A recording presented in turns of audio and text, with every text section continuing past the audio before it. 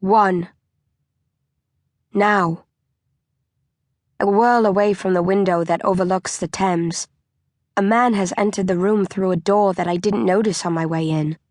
He's standing in the middle of the open doorway, arms crossed, smiling. My survival instinct kicks in. With a roar, I hurl myself at the stranger, ignoring the flare of pain in my bruised, broken body. I curl my fingers into a fist and raise my hand over my head as I close in on him. The man doesn't react. He doesn't even uncross his arms.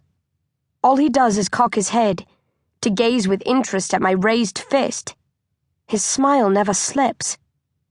I come to a stop less than a meter from the man, eyeing him beadily as my fist quivers above my head.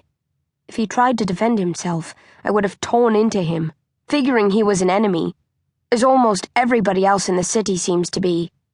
But he leaves himself open to attack, and continues to smile. "Who the hell are you?" I snap.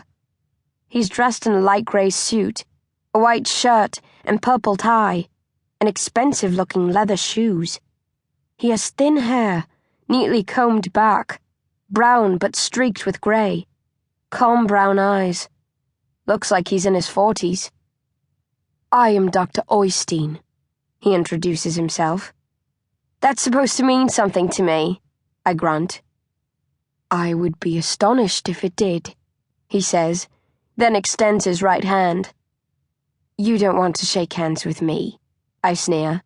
"Not unless you want to end up with a taste for brains."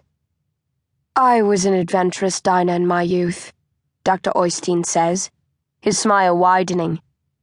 "I often boasted that I would eat the flesh or innards of just about any creature, except for humans.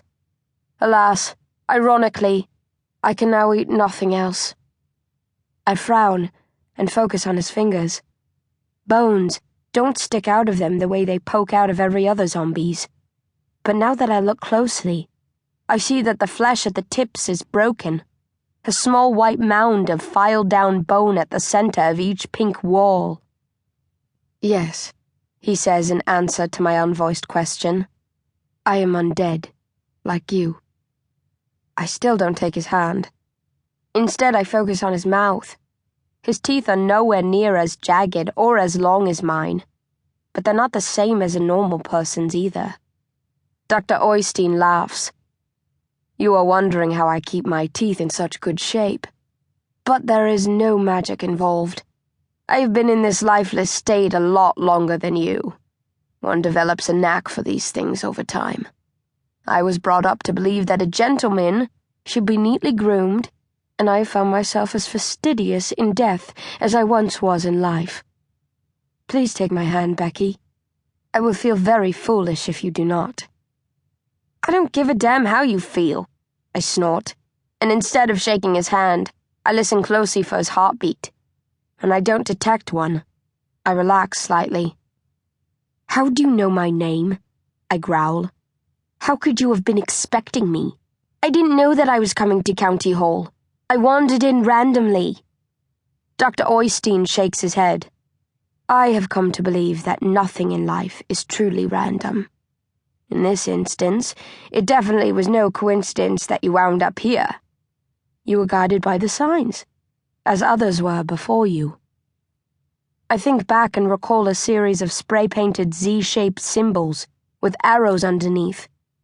I've been following the arrows since I left the East End, sometimes because they happened to be pointing the way that I was traveling, but other times deliberately. "Z for Zom-B," Dr. Oystein says as he sees my brain click. "The signs mean nothing to Revivids. But what curious Revitalized could turn a blind eye to such an intriguing mystery?" "You know about Revivids and Revitalizeds?" "Of course." He coughs slightly. "In fact, I was the one who coined the terms." "Who are you?" I whisper. "What are you?" Dr. Oystein sighs. "I am a scientist and teacher, a sinner and gentleman, a killer and would-be savior. And, if you will do me the great honor,